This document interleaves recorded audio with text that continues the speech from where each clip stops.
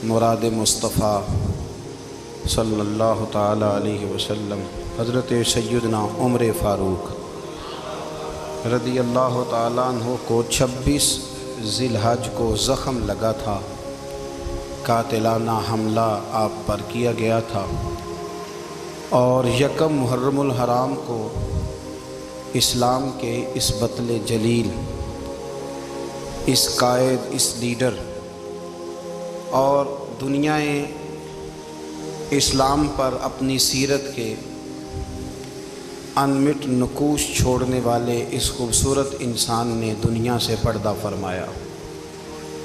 حضرت عمر فاروق رضی اللہ تعالیٰ عنہ ان لوگوں میں سے ہیں جو ابن الوقت نہیں ہوتے، ابو الوقت ہوتے، جو وقت کے مطابق نہیں بدلتے بلکہ وقت کو اپنے مطابق بدل دیا کرتے ہیں۔ یہ وہ لوگ تھے کہ دین ان کا اوڑھنا بچھونا تھا، ان کا چلنا پھرنا دین تھا، ان کا ہنسنا اور رونا دین تھا۔ انہیں علم الیقین سے لے کر عین الیقین تک ایک خاص مقام اللہ نے عطا کر دیا تھا، تو بس پھر یہ سمجھ گئے تھے کہ دین ہی زندگی ہے، دین ہی روح ہے، اور دین ہی ہماری اصل ہے۔ نبی کریم صلی اللہ تعالیٰ علیہ وسلم نے فرمایا کہ میں نے خواب دیکھا ہے، کچھ لوگوں کو میں نے قمیضیں پہنے ہوئے دیکھا، کچھ کی قمیضیں ناف تک تھیں، کچھ کی پیٹ تک تھیں، اور کچھ کی گھٹنوں تک تھیں۔ عمر، میں نے تمہیں بھی دیکھا ہے، تمہاری قمیض تو پیروں سے ٹکرا رہی تھی۔ تو حضرت عمر کہنے لگے، حضور خواب کوئی دیکھتا ہے، تعبیر کوئی بتاتا ہے، پر یہاں کمال یہ ہے کہ خواب بھی آپ نے بتایا ہے، تعبیر بھی آپ ہی بتائیں گے۔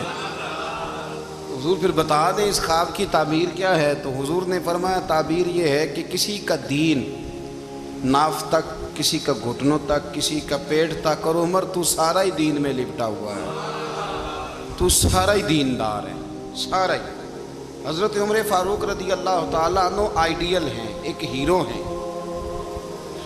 ان کی زندگی کے درجنوں پہلو ہیں، ہر سال ہم ایک پہلو بیان کر دیتے ہیں، کبھی عدل و انصاف پہ بات کر لیتے ہیں، کبھی نظام حکومت پر۔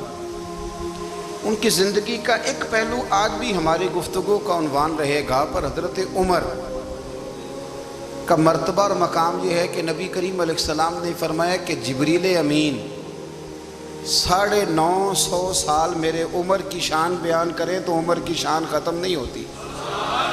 950 سال اگر حضرت جبریل بھی بیان کریں تو یہ مقام ہے سیدنا فاروق اعظم کا۔ اللہ تبارک و تعالیٰ نے جس طرح سارے نبیوں میں شان حضور کو عطا فرمائی، اسی طرح تمام نبیوں کے حواریوں میں سب سے زیادہ شان حضور کے غلاموں کو عطا فرمائی۔ قرآن مجید میں اللہ کریم نے فرمایا، یا ایھا الذین آمنوا قوا انفسکم واہلیکم نارا، فرمایا اے ایمان والو، خود بھی جہنم کی آگ سے بچو اور اپنے گھر والوں کو بھی دوزخ کی آگ سے بچاؤ۔ خود بھی بچو اور اپنے گھر والوں کو بھی۔ ہماری ساری نصیحتیں باہر والوں کے لیے، باہر ہمیں بہت بڑا لیکچر بھی دینا پڑے تو چلتا ہے، بہت بڑی داستان سرائی بھی کرنی پڑے تو چلتی ہے۔ سٹیٹس اور معیار یہ ہے کہ سارا کچھ باہر والوں کے لیے، اور گھر کے وہ پھول جن کی آبیاری بھی ہم نے کرنی تھی، کوئی جڑی بوٹیاں اور گائیں تو وہ کاٹنی بھی ہم نے خود تھی، دھوپ اور چھاؤں کا خیال بھی ہم نے رکھنا تھا، وہاں ہماری نظر نہیں ہوتی۔ پڑوسی کے بچے کیا کر رہے ہیں یہ سارا پتہ ہوتا ہے، اور میرے گھر میں کیا گل کھل رہے ہیں اس کی مجھے خبر نہیں ہوتی۔ حضرت عمر فاروق نے جب یہ آیت نازل ہوئی تو فوراً عرض کیا، یا رسول اللہ صلی اللہ علیہ وسلم، اس کا کیا مطلب ہے کہ خود بھی دوزخ کی آگ سے بچو اور اپنے گھر والوں کو بھی بچاؤ؟ تو نبی کریم علیہ السلام نے فرمایا، عمر اس کا مطلب یہ ہے کہ جن چیزوں کا اللہ رسول تمہیں حکم دیتے ہیں تم اپنے گھر والوں کو ان چیزوں کا حکم دو، اور جن چیزوں سے اللہ رسول تمہیں منع کرتے ہیں تم اپنے گھر والوں کو بھی ان چیزوں سے منع کرو۔ حضرت عمر فاروق کی زندگی میں جو چیز آپ کو بہت زیادہ ملے گی نا، وہ یہ ہے کہ آپ نے جتنا کڑا احتساب محاسبہ باہر والوں کا کیا ہے نا، اس سے زیادہ بڑھ کے اپنا اور اپنے گھر والوں کا کیا ہے۔ یہ بڑا عجیب معاملہ ہے۔ کہ ہم جتنے لوگ ہیں ہمارا معیار یہ ہے کہ سامنے والا غلط ہے اور میں ٹھیک، یعنی دوسرے کا بچہ گلی میں نظر آ جائے تو اس کی غلطیاں نکلنی شروع ہو جائیں گی، اور میرا بچہ سارا شہر گھوم آئے ایک ٹائر پہ موٹر سائیکل پہ، تو ہم کہتے ہیں کہ ابھی بچہ ہے، انشاءاللہ سیانا ہو جائے گا۔ اگر ابا جی آج تک سیانے نہیں ہوئے کہ اس کو سمجھا لیں، تو پھر بیٹے کا سیانا ہونا تو ہو سکتا ہے کہ وہ 60-70 سال لگ ہی جائیں۔ گھر کے اندر جب تک توجہ نہیں ہوتی، اور سب سے پہلے جب تک اپنی ذات پر توجہ نہیں ہوتی، میں کہا کرتا ہوں کہ باہر لیکچر چلتا ہے، گھر میں عمل چلتا ہے۔ لیکچر باہر چلتا ہے، گھر کے اندر عمل چلے گا۔ باہر تو آپ نے کہہ دیا نماز پڑھا کرو، ختم ہو گئی بات، لیکن گھر میں بچے نماز تب پڑھیں گے جب ان کے والد نماز پڑھیں گے۔ گھر میں کہہ دیا پردہ کرو، پر گھر میں بچیاں پردہ تب کریں گی جب ان کی اماں پردہ کرے گی۔ گھر کے اندر عمل چلتا ہے، باہر تو چلو بات بھی چل جاتی ہے۔ تو والد کا جب تک کردار بچے نہیں دیکھتے، کردار بچے نہیں دیکھتے جب تک، اتنی دیر تک ان کا تبدیل ہونا ممکن نہیں ہوتا۔ حضرت عمر فاروق رضی اللہ تعالیٰ عنہ نا باہر والوں کا بھی بڑا سخت حساب کرتے تھے۔ بڑا ایک گورنر صاحب نے لباس بڑا شاندار پہننا شروع کر دیا تھا، تو حضرت عمر نے اتروا کے نا تو انہیں ٹاٹ کا لباس پہنا کے تو اونٹ چرانے کی ڈیوٹی دے دی تھی۔ اتنا سخت احتساب کرتے تھے۔ کسائی کی دکان پر بھی 1-2 گھنٹے کھڑے ہوتے تھے۔ جو آدمی مسلسل 2 دن گوشت خریدتا تھا نا، فرماتے تھے اس کا ٹیکس بڑھا دو، لوگوں کو دال نہیں مل رہی اور یہ روز گوشت کھاتا ہے۔ حضرت فاروق اعظم، اس کو جزیہ کہا جاتا تھا، یا کچھ اور معاملات ہوتے تھے بڑھا دیتے تھے۔ مسلسل جو 2 دن آدمی گوشت کھاتا تھا، فرماتے تھے مدینے میں غربت ہے، اگر یہ والا نظام تم کرو گے تو غریب لوگ کس کی طرف دیکھیں گے۔ لیکن اس سے زیادہ بڑھ کر جو ان کی زندگی کا معیار اور سٹیٹس تھا وہ یہ تھا کہ اپنے گھر کا خاص خیال رکھتے، خاص توجہ کرتے۔ ملک شام سے اور ایران سے کچھ لوگ آپ کی خدمت میں آئے، تو وہاں سے کچھ کنیزیں بھی آئیں، ان کے بادشاہ کا پیغام لے کے۔ شاہ ایران کی کنیز کو ملکہ نے کہا کہ نا حضرت عمر کی زوجہ کو دیکھ کے آنا ذرا کس طرح کی ہے۔ ہمارے ملک میں کیا کہتے ہیں، خاتون اول، باقی سارے دوؤں میں خاتون اول، ذرا خاتون اول کو دیکھ کے آنا۔ تو وہ جب آئی نا گھر میں ملنے، تو کہا کہ مجھے میری ملکہ نے کہا تھا کہ عمر کی زوجہ سے، اہلیہ سے ملاقات کر کے آنا۔ تو حضرت عمر کی اہلیہ نے نا ایک جوڑا کپڑوں کا دے دیا ملکہ کے لیے، اور ایک خوشبو کی شیشی دے دی۔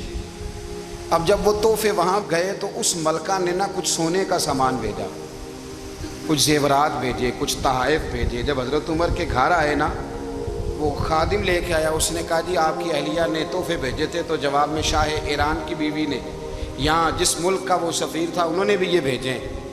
تو حضرت عمر فاروق نا وہ تحفے لے کے گھر گئے، تو جا کے کہنے لگے اپنی اہلیہ سے، یہ تو کب سے تحفے تحائف بھیجنے لگ گئی ہے، یہ کب سے نظام شروع ہو گیا؟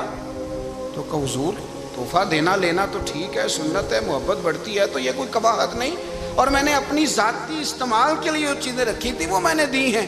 تو حضرت عمر فاروق رضی اللہ تعالیٰ عنہ فرمانے لگے ہم نے کسی ملک کے ساتھ اور اس کے بادشاہ کے ساتھ ذاتی تعلق نہیں بنانا، تعلق جو بھی بنے گا رسول اللہ کے دین کی برکت سے بنے گا۔ ذاتی رشتے نہیں ہم نے قائم کرنے، ذاتی۔ آپ کے ملک کی جو ایئر لائن جس کا ہر سال خسارے کا ڈنڈورا پیٹا جاتا ہے نا، وہ ہمارے بادشاہ صاحب اور صدر صاحب اگر غیر ملکیوں کو گھوڑا کبھی بھیجنا ہو نا، گھوڑا، تو پورا ایک جہاز گھوڑا لے کے تحفے میں جاتا ہے، پورا جہاز غریب قوم کا یہ سرمایہ۔ اور قوم بڑی بادشاہ ہے، لائنوں میں لگ کے ووٹ دیتی ہے۔ 2 کام ہمیشہ لائن میں لگ کے کرنے، ایک بل لائن میں لگ کے جمع کرانا ہے، اور ایک ووٹ لائن میں لگ کے، تاکہ پھر پورے 5 سال لائن میں ہی لگے رہیں۔ مرضی سے آپ ووٹ دینا، پر جو بات درست ہے اس کو سنو۔ حضرت عمر فاروق رضی اللہ تعالیٰ عنہ نے اپنی اہلیہ سے پوچھا کتنے کا تھا وہ تیرا جوڑا اور خوشبو کی شیشی؟ انہوں نے کہا 3 دینار کی۔ فرمایا یہ 3 دینار تیرے، اور باقی جو تحفے آئے ہیں وہ تو خود کہہ، چونکہ اس نے تیرے نام بھیجے ہیں، تو کہہ کہ میں مال غنیمت میں دیتی ہوں، تو کہہ میں مسلمانوں کو کہہ۔ تو زوجہ ہنس پڑی، کہنے لگی میں نام بھی کہوں تو مجھے کہنا تو پڑے گا ہی، کہنا تو میں نے ہے ہی، جو کہ سامنے عمر فاروق ہیں، لہذا فرمایا کہہ دیتی ہوں میں نے دیا خزانے کو۔ حضرت عمر نے جمع کرا لیا۔ یہ کیا بات ہے، میرے گھر والے جو مرضی کریں، ان کا معیار زندگی جس طرح کا مرضی ہو. اور حضرت عمر ایک جملہ کہا کرتے تھے، اللہ کرے کہ یہ باتیں اس دور حاضر میں ہماری سمجھ میں آئیں. حضرت عمر فاروق رضی اللہ تعالیٰ عنہ اپنے بچوں کو فرمایا کرتے تھے کہ بہت آدمی کو بھوک لگی ہو نا، اور پھر اس کی پسند کا کھانا پکا ہو، جتنے شوق سے وہ اس کھانے کو دیکھتا ہے نا، فرمایا اس طرح پوری قوم اپنے بادشاہوں کے خاندان کو دیکھتی ہے. اس تیزی کے ساتھ دیکھتے ہیں کہ ان کے گھر میں کیا ہو رہا ہے، ان کا معیار زندگی کیا ہے، ان کا سٹیٹس کیا ہے. آپ کے بچے دونوں کاروبار کے لیے مصر گئے، ایک بہت بڑا قافلہ گیا مدینے سے مصر تجارت کے لیے. تو یہ گئے تجارت کے لیے، تو حضرت عبداللہ ابن عمر، حضرت عبید اللہ ابن عمر، حضرت عمر کے دونوں بیٹے گئے. جناب عمر فاروق کے بچے جب وہاں پہنچے تو مصر کے گورنر نے نا لوگوں کو تعارف کرایا کہ یہ عمر فاروق کے بیٹے ہیں. ایک چھوٹی سی بات کر دوں، یہ چودھری کے بیٹے کو کون بتاتا ہے کہ تو چودھری کا بیٹا ہے؟ باہر والے بتاتے ہیں، گھر والے. اور سیٹھ صاحب کے بیٹے کو کون بتاتا ہے کہ تو سیٹھ صاحب کا بیٹا ہے؟ اور مالک کو کون بتاتا ہے کہ تو مالک کا بیٹا ہے اور یہ کرایہ دار ہے؟ یہ کون بتاتا ہے؟ یہ سوچ ہم دیتے ہیں بچوں کو. چودھری اور کمی کی سوچ، امیر اور غریب کی سوچ، مالک اور کرایہ دار کی سوچ، گھر کے مالک کی اور کام کرنے والے کی سوچ، یہ ہم دیتے ہیں. یاد رکھنا، یہ ہم دیتے ہیں، یہ ہمارا مزاج ہے. یہ باہر سے نہیں آتی. تو کوئی شہزادہ ہے، تو سیٹھ ہے، تو نواب ہے، یہ سوچ باہر سے نہیں آتی. یہ اماں سوچ دیتی ہے، اماں، یہ ابا سوچ دیتا ہے. اور پھر جب تباہی اترتی ہے تو اس کے ذمہ دار بھی باہر والے نہیں ہوتے، گھر والے ہوتے ہیں. گھر والے. ہمارے بچوں کی طبیعتوں پر زیادہ نقش باہر والوں کا نہیں ہوتا، گھر والوں کا ہوتا ہے. یاد رکھیے گا. حضرت عمر فاروق رضی اللہ، بچے ہیں، شہزادے ہیں، وہ کاروبار کرنے گئے اور وہاں بتایا گورنر صاحب نے کہ یہ فاروق اعظم کے بچے، امیر المومنین کے. لوگوں نے ان سے زیادہ مال خریدا، تجارت میں زیادہ نفع ہوا. ظاہر ہے کہ وہ آپ کے جو اللہ خیر کرے حکمران ہیں، ان کے کاروبار کتنے ملکوں میں ہیں، کس بنیاد پر ہیں؟ صرف اس بنیاد پر کہ وہ حکمران رہے، ان کے لیے آسان تھا بڑے لوگوں سے تعلقات بنانا. حضرت عمر فاروق رضی اللہ تعالیٰ عنہ کے بچے ڈھیروں مال کما کے جب واپس آئے نا، تو حضرت عمر سے آ کے بچوں نے بطور محبت کا، ابا جی اللہ نے بڑا ہی فضل کیا ہے، بڑا مال کمایا الحمدللہ، یہ دیکھیں کتنا نوازا ہے. تو حضرت عمر کہنے لگے سارے قافلے نے اتنا ہی کمایا ہے، سارے قافلے نے اتنا ہی کمایا ہے؟ حضور نہیں، سارے قافلے نے اتنا نہیں کمایا، سب کو اتنا نہیں ملا. وہ تو وہاں گورنر صاحب نے لوگوں کو تعارف کرایا تھا کہ یہ عمر کے بچے ہیں، تو لوگوں نے پھر ہم سے بڑا ہی خریدا. تو حضرت عمر فرمانے لگے ٹھیک ہو گیا، میں بات سمجھ گیا. اس طرح کرو، جو تمہاری اصل زر تھی نا، جو راز تھی، وہ رکھ لو اور باقی سارا مال خزانہ میں جمع کرا دو. اس لیے کہ یہ تم نے تجارت نہیں کی، یہ تم نے اپنے باپ کا نام بیچا ہے، یہ تم نے امیر المومنین کے بیٹے ہونے کا فائدہ اٹھایا ہے. فرمایا یہ تمہارا نہیں حق، یہ مسلمانوں کا ہے. اس لیے کہ یہ مال تم نے محنت سے نہیں کمایا، یہ باپ کی کرسی کا فائدہ اٹھایا ہے. اور فرمایا اگر تم نے مال جمع نہ کرایا تو میں مال بھی لے لوں گا زبردستی اور کوڑے بھی ماروں گا، ڈبل سزا دوں گا. مرضی سے جمع کراؤ گے تو کوڑوں سے بچ جاؤ گے. بڑے بیٹے نے تو جمع کرا دیا، تو چھوٹا تھوڑا پریشان ہوا. تو حضرت عبداللہ ابن عمر چھوٹے بھائی کا ماتھا چوم کے کہنے لگے بیٹے چپ کر کے جمع کرا، یہاں بھی فخر کر کے ہم عمر کے بیٹے ہیں، اور قیامت میں بھی فخر کریں گے کہ ہم فاروق اعظم کے بیٹے ہیں. یہاں بھی ناز کریں گے اور وہاں بھی ناز کریں گے کہ عمر کے بچے ہیں. ہمارے باپ نے خود بھی حلال ہی کھایا ہے، اور جب ہماری کمانے کی باری آئی ہے تو ہمیں حکم بھی حلال کھانے کا دیا. بھائی ہمارا مزاج نہیں. بچہ جب لے کے آتا ہے 2 لاکھ روپیہ تو کبھی پوچھے کہاں سے آیا ہے؟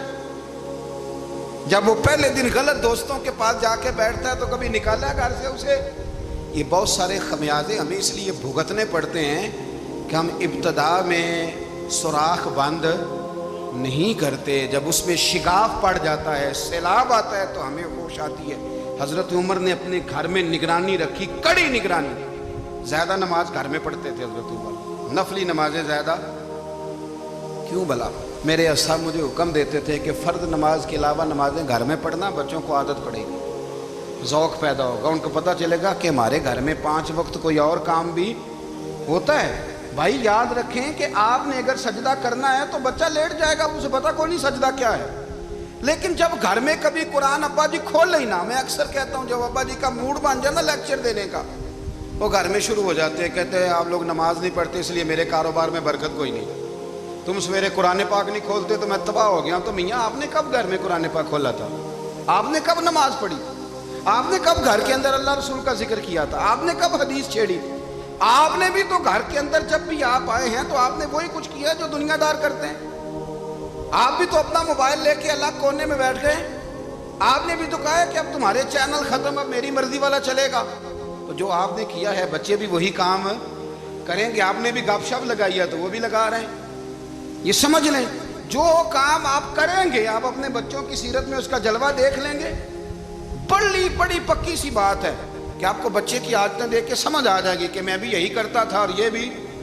حضرت عمر فاروق رضی اللہ تعالیٰ عنہ وصال فرما گئے تو آپ کے وصال کے بعد حضرت عثمان غنی رضی اللہ تعالیٰ عنہ نے آپ کی ایک بیوہ سے نکاح کیا، حضرت عمر کی ایک بیوہ سے۔ جب وہ آپ کے نکاح میں آئی تو کہنے لگی حضرت عثمان غنی سے کہ حضور نہ تو میں خوبصورت ہوں اور نہ میں جوان ہوں، نہ آپ کی کوئی خدمت کر سکتی ہوں، میرے ساتھ نکاح کرنا سمجھ میں نہیں آیا۔ کیا شاندار جواب دیا حضرت عثمان غنی نے، کیا خوبصورت جواب دیا۔ فرمانے لگے میں نے اس لیے نکاح نہیں کیا کہ مجھے تمہارے حسن سے دلچسپی تھی یا تمہاری خدمت کی ضرورت تھی، میں نے تو اس لیے نکاح کیا ہے کہ مجھے بتاؤ عمر فاروق گھر کے اندر اپنے رب کی عبادت کس طرح کرتے تھے، وہ قرآن پاک کس طرح پڑھتے تھے، وہ رویا کیسے کرتے تھے، استغفار کا طریقہ کیا، کس وقت کس انداز میں وہ اپنے رب کو یاد کرتے تھے۔ اس لیے کہ عمر کئی دفعہ گھر سے آتا تھا تو میں اس کے چہرے پر نور دیکھا کرتا تھا، میں روشنی دیکھتا تھا، ایک معیار دیکھتا تھا۔ نکاح اس لیے کیا ہے کہ مجھے عمر کی جو گھر کے اندر کی عبادت ہے اس سے آگاہ کرو، تاکہ عثمان غنی بھی چاہتے ہیں اس طرح کے عمل کرو جس طرح کہ عمر فاروق کر کے گئے۔ بھائی جب تک ہم اپنے گھر میں وہ توجہ نہیں دیں گے، وہ مزاج دیکھیں نا، ہمارے گھروں میں جب نقشہ پاس ہوتا ہے تو ٹی وی لان بھی اس میں ہوتا ہے، ڈرائنگ روم بھی ہوتا ہے، نماز کی جگہ بھی ہوتی ہے نقشے میں۔ صحابہ جب گھر بناتے تھے تو ایک مسجد بیت کا نقشہ پاس کرتے تھے، ذہن میں رکھتے تھے کہ یہ کونا نماز کے لیے، وہاں جوتے لے کے کوئی نہیں جائے گا، وہاں نماز پڑھی جاتی تھی، عورتیں وہاں اعتکاف کرتی۔ ٹی وی لان تو آ گیا ہے اور گھر کے اندر ٹی وی رکھنے کے لیے تو ایک کمرہ الگ سے بنا دیا گیا ہے، اور اب جو نئے نقشے پاس ہو رہے ہیں اس کے اندر گھروں کے اندر جگہ بنائی گئی ہے جہاں کمپیوٹر رکھے جائیں، اور بچوں کے لیے وائرنگ ہوگی نیچے تاکہ انہیں کوئی مشکل درپیش نہ ہو۔ یہ ساری چیزیں ہم نے نہانے کے لیے گھروں کے اندر اتنے بڑے واش روم بنائے ہیں کہ لگتا یہ ہے کہ سوائے نہانے کے اور کام ہی نہیں کوئی گھر میں ہوگا، ہر چیز آ گئی۔ پر اللہ کرے کوئی تفسیر بھی ٹیبل پہ پڑی نظر آئے، کوئی حدیث کی کتاب بھی ٹیبل پہ پڑی نظر آئے۔ اللہ کرے کہ جس طرح ابا لطیفہ سن کے آتا ہے تو جب تک سنا نہ لے اسے ہضم نہیں ہوتا، اللہ کرے کہ وہ جمعے میں بیان سن کے جائے تو اس کا بھی دل کرے میں اپنے بچوں کو سناؤں، وہ نبی پاک کی کوئی حدیث کہیں سے سنے تو گھر جا کے سنائے۔ جب تک یہ معیار نہیں بنتا آپ کیسے توقع کرتے ہیں کہ گھر کے اندر اللہ کی رحمتیں نازل ہوں گی؟ آپ یہ کیسے توقع کرتے ہیں کہ گھر کے اندر وہ معیار اور وہ مزاج بنے گا؟ حضرت عمر فاروق نے ذاتی زندگی پر جو توجہ دی، گھر والوں کے معیار پر جو توجہ دی حضرت عمر فاروق رضی اللہ تعالیٰ عنہ نے، وہ بھی بڑی دیدنی ہے۔ حضرت ابو موسیٰ اشعری کو نا آپ نے وزیر خزانہ بنایا تھا، تو حضرت ابو موسیٰ اشعری کہتے ہیں کہ حضرت عمر کو شیخ خزانے میں رہنے تو دیتے نہیں تھے۔ ایک دن نا میں صفائی کر رہا تھا اس کمرے کی جس میں خزانہ رہتا تھا۔ ہمارے تو ملک میں جو جاتا ہے وہ صفائی کر کے ہی جاتا ہے، اللہ خیر کرے۔ اور خیر معیار بدلتا ہے، جو پچھلی حکومت ہوتی ہے وہ قرضہ اٹھاتی ہے، وہ باہر سے جاتی ہے تو قرضہ لے کے آتی ہے، اور جو نہیں آتی ہے وہ کہتی ہے ہمیں پیکج مل گیا ہے، وہ قرضہ نہیں اٹھاتے۔ ان کو کیا ملتا ہے؟ یعنی پچھلی نے قرضہ لیا تھا اور ہم نے، واہ جی واہ کیا خوبصورت انداز ہے، اس کا نام بدل کے نا، انہوں نے قرضہ لیا تھا اور ہم نے، میں کہا بڑے شاندار سیانے بندے ہو گئے۔ حضرت سیدنا ابو موسیٰ اشعری کہتے ہیں کہ میں نے نا مال غنیمت کی صفائی کی تو ایک دینار مجھے نا کہیں پڑا ہوا مل گیا، تو فرماتے ہمیں اجازت ہوتی تھی کہ ایک آدھ دینار ہم اپنی مرضی سے کہیں خرچ کر سکتے تھے، اگر آپ ناراض نہ ہوں تو ہمارے ہاں جب چیئرمین صاحب ناظم صاحب ٹھیکے دیتے ہیں تو ٹھیکیدار ان کا چھوٹا بھائی ہوتا ہے یا چچا کا بیٹا ہوتا ہے یا خالہ کا بیٹا ہوتا ہے، وہ خود ناظم ہوتے ہیں اور ان کا چھوٹا بھائی ٹھیکیدار ہوتا ہے. یعنی وہ نا سارا کچھ گھر کے اندر ہی رہتا ہے. گھر کے اندر ایک پیسہ دیتا ہے, دوسرا واپس اس کو واپس کر دیتا ہے. گھر کے اندر ہی. اب تو خیر ہمارے لوگ سمجھدار ہو گئے. ایک بندہ ایک سیاسی جماعت میں ہوتا ہے, دوسرا دوسری میں, اور تیسرا جس کی بھی حکومت آئی, حکومت تو ہماری رہے گی نا. ایک بندہ تو ہے نا اس جماعت. یہ اچھا لوگوں نے ایک طریقہ نکالا ہے. تو حضرت عمر کے بیٹے گزر رہا تھا, تو حضرت ابو موسیٰ اشعری کہتے ہیں میں نے صفائی کی تو ایک دینار نکلا, تو میں نے وہ ایک دینار نا حضرت عمر کے بیٹے کو دے دیا. میں نے کہا لو بیٹا اپنے چچا کی طرف سے تحفہ. تو گھر جا کے انہوں نے حضرت عمر کو بتایا کہ چچا نے پیسے دیے ہیں. چھوٹے بچے تھے. حضرت عمر نے حضرت ابو موسیٰ اشعری کو بلا لیا اور بلا کے فرمانے لگے میں تو تمہیں اپنا دوست جانتا تھا اور تو نے میری اولاد کو ہی دنیا دار بنانا شروع کر دیا.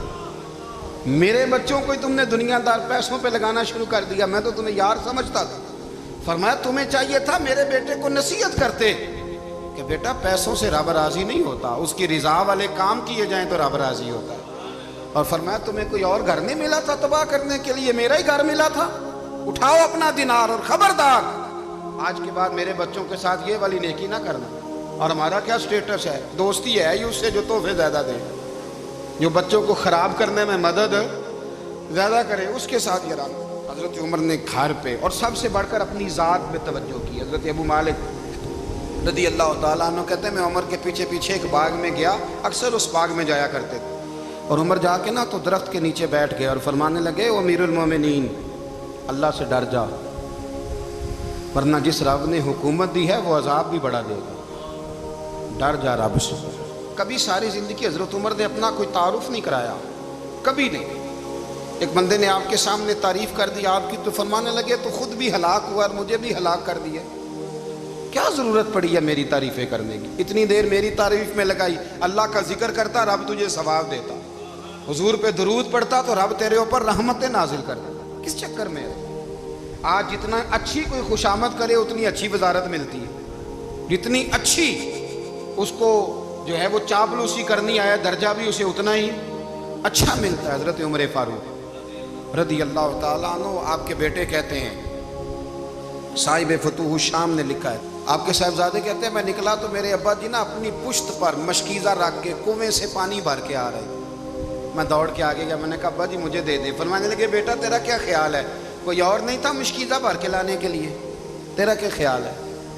کہا ابا جی بڑے لوگ تھے پر آپ کیوں اٹھا رہے ہیں؟ فرمانے لگے نفس نا ذرا میرا بڑا ہو گیا تھا, اسے ذرا ذلیل کر رہا ہوں, ذرا اپنا محاسبہ کر رہا ہوں. یہ مجھے کہہ رہا تھا تو بڑی چیز ہے, تو میں نا ابھی مشکیزہ گھر رکھ کے آؤں گا, پھر تیری ماں نے مجھے کہا ہے کہ گھر میں لکڑیاں کوئی نہیں جلانے کے, پھر میں جنگل سے لکڑیاں کاٹ کے لاؤں گا. امیر المومنین بن کے نا تو میرا نفس تھوڑا بڑا ہو گیا.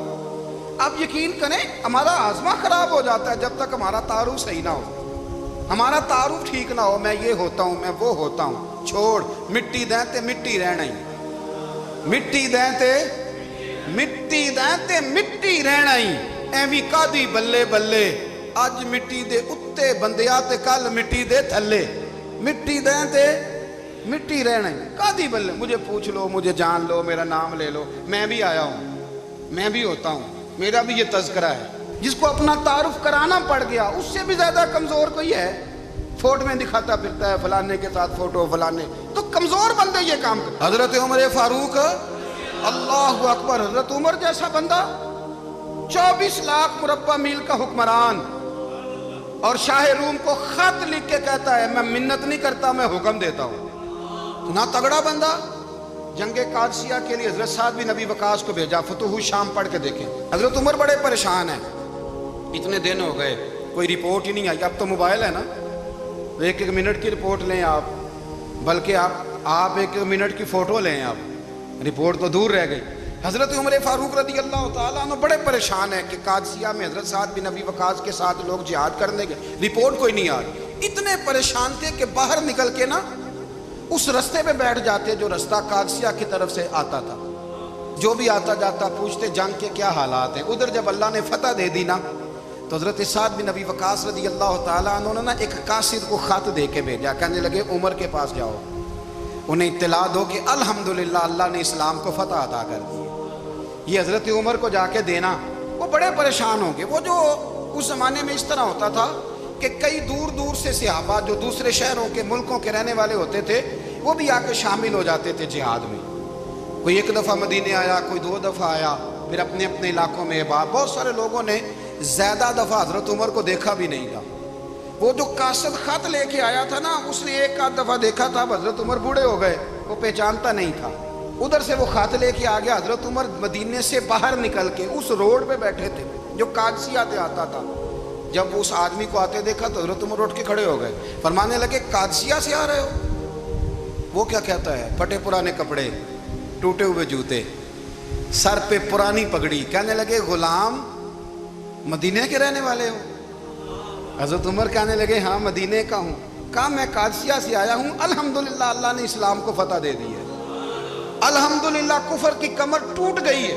اس نے یہ بات کر کے تو گھوڑے کو ایڑی لگائی, گھوڑا دوڑنے لگا مدینے کے. حضرت عمر بھی ساتھ ساتھ دوڑ رہے ہیں. فرمانے لگے اچھا بتاؤ خالد بن ولید کا کیا حال ہے؟ تھوڑا آگے جا کے فرمانے لگے اسامہ بن زید کیسے ہے؟ وہ کہتے ہیں ٹھیک ہے. پھر اس نے اور گھوڑا, عمر ساتھ ساتھ دوڑ رہے ہیں, ساتھ ساتھ. 24 لاکھ مربع میل کا حکمران, ایک جوتا پیر سے نکل گیا, عمر دوڑ رہے ہیں. آگے جا کے پوچھتے ہیں سعد بن ابی وقاص کا کیا حال ہے؟ کہ حضور وہ بھی ٹھیک ہے. کتنے لوگ میرے شہید ہو گئے مسلمانوں میں سے؟ کہنے لگا صحیح گنتی کا نہیں پتا, یہ لفظ ادا ہوتے ہوتے مدینے کی سرحد آ گئی. لوگوں نے عمر کو گھوڑے کے ساتھ دوڑتے دیکھا تو کہا امیر المومنین کیوں دوڑ رہے ہیں؟ وہ غلام چھلانگ لگا کے نیچے آیا, قدموں میں بیٹھ گیا. کہنے لگا حضور آپ نے بتایا ہی نہیں آپ امیر المومنین ہیں. آپ فرمانے لگے کیا بتاتا؟ میں تو اونٹ چرانے والے کا پتر ہوں, کیا بتاتا؟ وہ عمر ہوں جس نے اپنے گناہوں کا حساب دینا ہے. کیا بتاتا؟ جو سعد بن ابی وقاص کو جہاد پہ بھیج کے خود بزدلوں کی طرح گھر میں بیٹھا ہے. کیا بتاتا؟ کوئی حیثیت نہیں, کوئی طور. تو نے اچھا کیا, تو مجاہد تھا, مجھے ساتھ ساتھ دوڑایا, تو نے اچھا کیا. جتنے لوگ تھے چیخیں مار کے رونے لگے. حضرت فاروق اعظم سے کہنے لگے عمر جب تک تیرے جلوے رہیں گے اللہ کامیابیاں ہی عطا فرمائے گا, جب تک تیرا رنگ رہے گا اللہ تعالیٰ نوازتا ہی رہے گا. کچھ نہیں, کبھی اپنا آپ ظاہر ہی نہیں کیا. بہت بڑے تھے, بہت بڑے تھے حضرت عمر, بڑے تھے. حضرت ابو رافع غلام تھے, قرآن پاک بڑا سونا پڑھتے تھے. حضرت عمر جب بھی انہیں ملتے کہتے ابو رافع تو عمر سے اچھا ہے, قرآن بڑا شاندار پڑھتا ہے. تو وہ کہتے حضور اگر میں قرآن صحیح پڑھتا ہوں تو آپ کو قرآن کی تشریح زیادہ صحیح آتی ہے, آپ بھی تو مجھ سے افضل ہیں. تو آپ فرماتے نہیں پھر بھی تو مجھ سے افضل ہے. کیوں؟